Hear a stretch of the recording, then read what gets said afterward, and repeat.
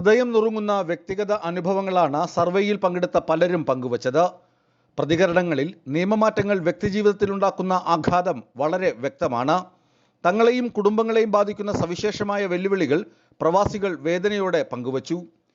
കുട്ടികൾക്ക് യൂണിവേഴ്സിറ്റി വിദ്യാഭ്യാസം ഉറപ്പാക്കാൻ ILR അത്യാവശ്യമാണ്. ILR ഉള്ളവർക്ക് ലഭിക്കുന്ന ബാങ്ക് ലോൺ ഇല്ലാതെ ഉയർന്ന ഫീസ് താങ്ങാൻ കഴിയില്ല. 10-15 വർഷത്തേക്ക് ILR കാലാവധി നീട്ടുന്നത് കുടുംബങ്ങളെ സംബന്ധിച്ച് വലിയ വെല്ലുവിളിയാണെന്ന് ബഹുഭൂരിപക്ഷം പേരും പ്രതികരിച്ചു. സർക്കാർ സംസാരിക്കുന്നത് NHS നഴ്സുമാരെ കുറിച്ച് മാത്രമാണ്. എന്നാൽ നഴ്സിംഗ് ഹോം നഴ്സുമാരുടെയും കെയറർമാരുടെയും പ്രശ്നങ്ങൾ ആരും അഭിസംബോധന ചെയ്യുന്നില്ലെന്നാണ് മറ്റൊരു പ്രധാന പ്രതികരണം. തങ്ങളുടെ ഭാവിയെക്കുറിച്ച് ആർക്കും ശ്രദ്ധയില്ലെന്നും പുതിയ ILR നിയമങ്ങൾ തങ്ങളെ ശിക്ഷിക്കുന്നതിന് തുല്യമാണെന്നും അവർ പ്രതികരിച്ചു.